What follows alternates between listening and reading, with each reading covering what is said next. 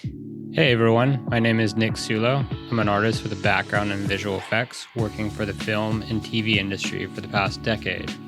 I'm also the co-creator of X Sullo, that's known for creating the techno dystopia surreal artworks. So in today's video, I want to show you all how to create surreal artwork. It's going to be a bit more of a walkthrough of going back in some older 3D scenes and checking out the different 3D layering and the kit bashing that I made to create this kind of dark surreal pop imagery. So it's going to be going from the 3D render to the final 2D illustration. So let's go ahead and check out the artwork right now. So I went ahead and opened up the scene that I previously made probably about a couple years ago in Maya. So when making this, I knew right away that I wanted the work to be very symmetric. So when I first started this, I posed it in DAZ. So I knew that the character was going to be the center point.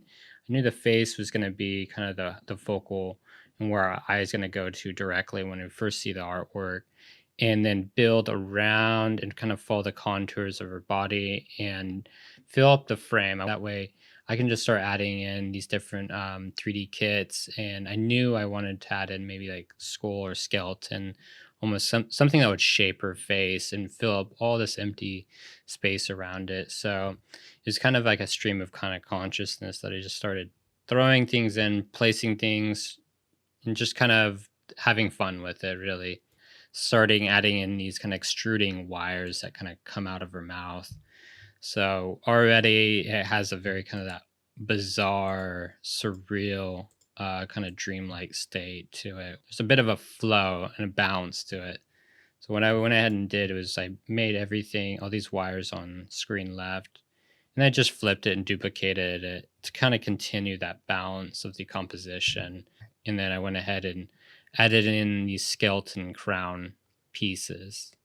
So this is kind of like a skull, like an animal skull that I brought in. You can kind of see it's like a top part of, I'm not sure what animal that is, but I just definitely like the shape and some of the details that were in there. I knew when I saw that I can probably add in and bring it into this character. And it's very like this decorative skeleton piece that I really had in mind of kind of following the contours of her face. So there's kind of a nice flow to it. And then I went ahead and added in more skulls. So I knew I kind of wanted this crown piece to kind of shape and flow and really accentuate her face. And it really adding in these other elements help kind of highlight her face more in the composition. It just still felt empty, like it still needed something, like it was missing something to it, because I felt that if I just kind of took it at this point and dropped it into Photoshop and started illustrating on top of it, maybe felt a bit empty. So, I didn't want it too complex, but not too simple. So I thought, since she's kind of otherworldly, ethereal, kind of goddess-like, I want to introduce kind of this foliage and plant-like engulfing her. So I went ahead and brought in this kit of plants and trees to kind of start shaping around her. And we have it kind of arched inwardly, these two trees. So this will help with the composition, keeping our eye focused back on her. And then introducing elements like some other plants in the foreground to kind of surround her and to kind of shape and go with her form. Like she's really a part and exists within this nature. So let's go ahead and at this point, I check out the render with the lights and all the color, the background color blue sky, and then we have the skulls in place, and then the wires. So when I first started rendering this, I wanted the wires to kind of have this nice highlighter, kind of greenish yellow, having nice hot pinks, kind of a brighter hot pink with a crown, skeleton crown that would shape around her face, and almost these obsidian-like eyes kind of helps really pull it back in. So at this point, I thought, okay, it's ready. Let's go ahead and take it into Photoshop and start adding in all these kind of various different details to kind of push the final stretch of the artwork. So let's go ahead and jump into Photoshop and check out all the kind of layering and the process of getting to those final stages. When rendering out of Maya, make sure to render out some various render passes. Here's a few of my go-to ones I like to go with. Is got our global illumination. Sometimes it can be a nice way to highlight certain elements in the scene. Obviously, there's a lot of nice lighting color happening in the center point. So I just kind of keep that handy. And then the subsurface scattering is a great way to kind of highlight the skin and color adjust the skin tones. And then might be a little hard to see, but I have the V-Ray tune set up, and the V-Ray tunes being affected by the foliage plants added in and all the other elements. And this is a good starting point for creating the line detail in the artwork, since it's going to have more of an illustrative look and feel to it. I also have a diffuse pass, and can maybe introduce that and kind of blend it in a little bit with the piece. And then the ambient occlusion, it's kind of adds a little more dynamic depth to the 3D elements in there. And then we have the render ID. This can be very helpful with selecting certain parts of the piece and of the subject. So if we want to just have it focus on the character, we can select parts for skin.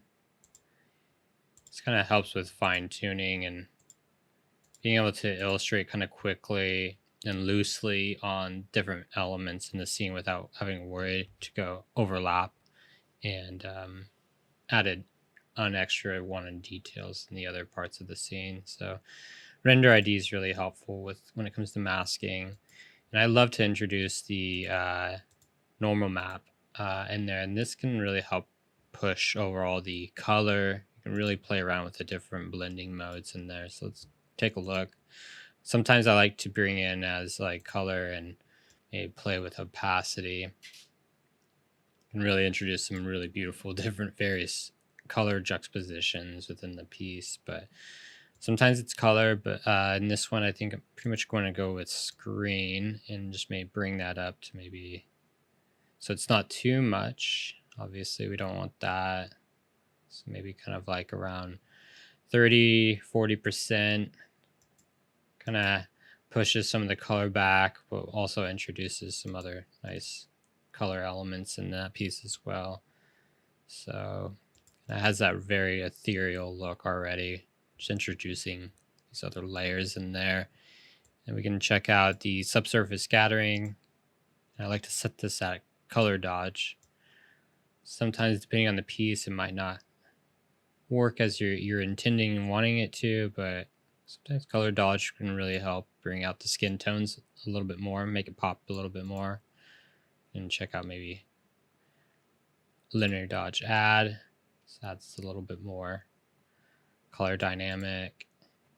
Even check out light and color. Light and color actually doesn't do anything, so maybe do some eventually with color dodge, and then say we want to select check off contiguous, and we can select all the skin. So we have this nice subsurface scattering going on, but maybe we want it to change our color tone just a little bit. So we create a mask out of that. Another layer, and then we can adjust maybe the hue and crank it up more into the yellowish color tones. That way it's not too kind of washed out and blending in with the skull. So we introduce some nice natural color tones in there. So we can kind of play around with that and bring up the saturation. So yeah, that was the original render, bringing in the normals and then the color dodge, fine tune a bit of the skin tone. And then next thing I like to do is add in the ambient occlusion, bring some body and shape to the render. Maybe want to bring it down, put it above the RGBA layer. Start kind of cranking up the opacity. Adds a little more depth to the texture to the artwork. And now that I got these layers kind of situated, to kind of create a group out of them, kind of keep things organized, and turn it on and off, see before and after. And then oh yeah, got spec's a good one. Introduce that as a screen. It helps kind of pop some elements, some of the shiny specular textures in the scene. Really kind of help push it a little bit further and duplicate it, see even more. And then now that I have the different render passes set up and kind of a bit of a composition going and composited these different passes, I introduced the tune. So just go ahead and put it as a multiply. And it might be a little hard to see, but we can really crank up the dark values. Kind of start seeing line work pop even more and starts to kind of have an illustrative look. So say that we don't want the line work to be like pure black. Maybe we want it to be maybe more off blue. So we can go ahead and change this back to normal. And an easy way to get a luminance key out of the tune layer is to go into channels and click Control on the keyboard and left click on the mouse. This little bracket window will pop up on the little finger tab, and it will make a selection based off of the luminance, since there's enough information of the whites and then the black outline. So creates a nice selection out of the line work, and then go ahead and turn that off. Create a new layer, hit Control-Shift-I to invert the selection, and we can go ahead and just have it to black. Actually, we want blue. You hit Control back on the keyboard, and it'll fill in the colors. So maybe that might be a little too strong. We probably filled it actually with the purple. So we can go ahead and switch that to blue. It has this nice kind of blue tone to it. So there's nice line detail in there, but it's like kind of subtle. It's not too much. You can even duplicate it. So yeah. Started with the render pass as RGBA, beauty pass, and then added in different render passes over that, and then added in the final line work. And then at this stage, we can go ahead and start adding in all the various different details with the line work and any kind of finessing. So let's go ahead and jump into the final illustrated parts of the Photoshop file. All right, so let's walk through some of these layers and how I created some additional line work. So we can go ahead and turn off the base. And here's the line pass. And as you can see, some of this is actually from the V-Ray Tune line pass straight from Maya. And I went back in and added in all this additional like kind of detailing in and around the school that I wasn't able to get from the V-Ray Tune. So I like to go in there and just I use the base 3D render as a kind of a guide, and then I kind of just start bashing and illustrating on top to add in all these kind of detailed nuances that I wasn't able to get from the 3D render. So it really kind of helps with pushing it and kind of has a more of an illustrative element and aspect to it. And sometimes what I like to do is under my base layer, sometimes if I don't see enough of the line detail, what I'm going to do is maybe just bring down the opacity to like even like 80%.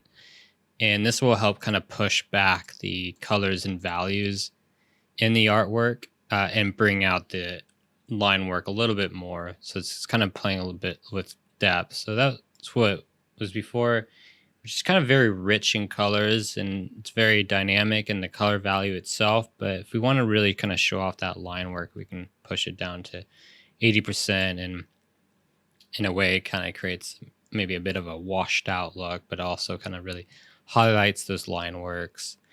And I did some blood. Thought that might be kind of an interesting element to add here, since it's kind of more of a dark, surreal vibe going on here. So I just added in Clip Studio and Photoshop these kind of almost bloody animated, kind of in motion blood line work, and then some dripping around her face. Kind of helps accentuate her face and the shape of her face a little bit more, and introduces some additional subtle color values to that as well with those deep reds.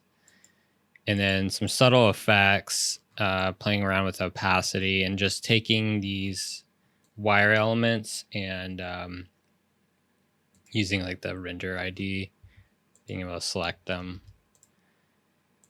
and then duplicating them and playing around with the opacity. It's just these little subtle details. Kind of helps add some more layering and texture to the image. And then final for post, I did add in some glow and some additional wiring.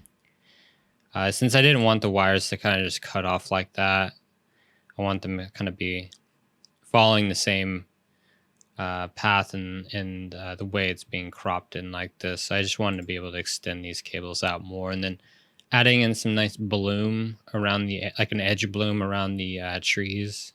It gives it some atmosphere, and it's another kind of layering, texturing to the overall artwork. And then some slight eye glow. I always like to do a bit of an eye glow, really crank it up, really shows off the glow. But since we already have some strong glow happening below here, I want to pull it down a little bit.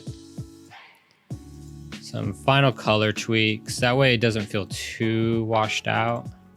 To bring back some of those values, but keeping that nice line work detail in there. I'll just do a basic curve, just bring down the dark values to about right there.